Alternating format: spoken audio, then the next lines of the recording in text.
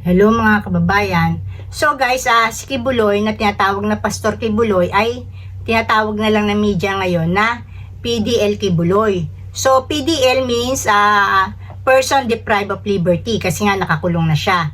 So matapos ang pagbigyan siya na i-extend yung kanyang pag-stay sa hospital, no, dahil nga naninikip daw ang dibdib niya, finally pinalabas na siya sa heart center. Kumbaga na-clear na siya.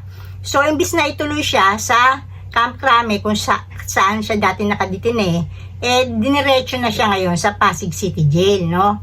So, dito sa Pasig City Jail, guys, ang alam ko, 2 weeks muna siya mag-i-stay dun sa holding area bago siya ipasasalamuha sa mga kapwa niya, preso na ang alam ko, makakasalamuha na niya sa loob ng isang kulungan, yung 35 katao. So, sabi naman ni Attorney Torion, yung attorney niya, na siya sumalubong sa kanya doon sa Pasig City Jail, no? Kinausap na daw niya yung warden, no? Siguro, baka gustong bigyan ng special treatment tong si Kibuloy, pero wag naman sana, kasi dapat itrato si Kibuloy na ordinaryong preso. Hindi pwedeng hanggang dyan, para siyang Diyos na sunod-sunuran sa kanya yung di ba? Mga nandiyan dyan na nabigyan siya ng special treatment. So, wag naman sanang ganun kasi dapat si Kibuloy ituring na ordinaryo talagang preso.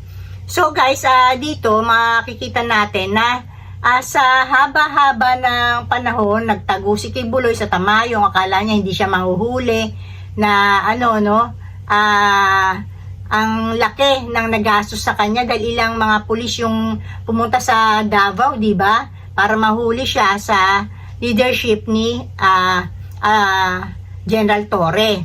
So, ibig sabihin, may Diyos, no, na siyang nagagawad sa atin ng kaparusahan, ng hustisya.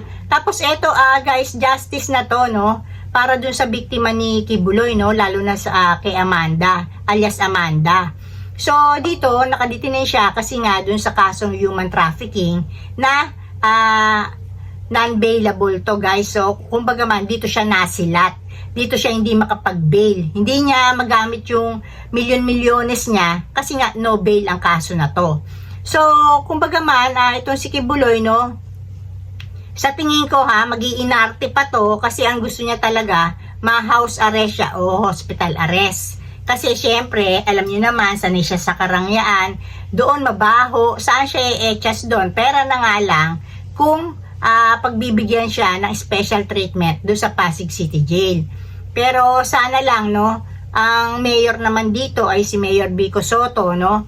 Sana naman talagang mag-guide din yung mga kapulisan dito, no, na talagang huwag niyong bigyan ng special treatment si Kibuloy.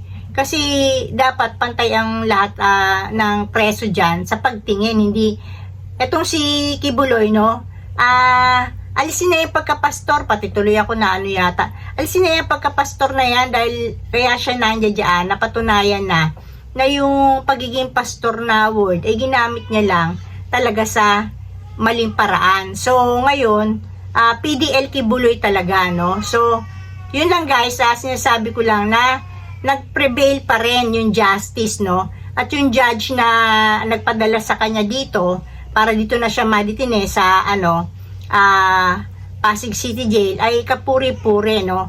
Kudos dito sa, na to, judge na to, na siyang nagbigay na ng direktiba, na dyan na ituloy si Kibuloy, matapos yung kanyang, pagkapa-hospital sa, Philippine Heart Center.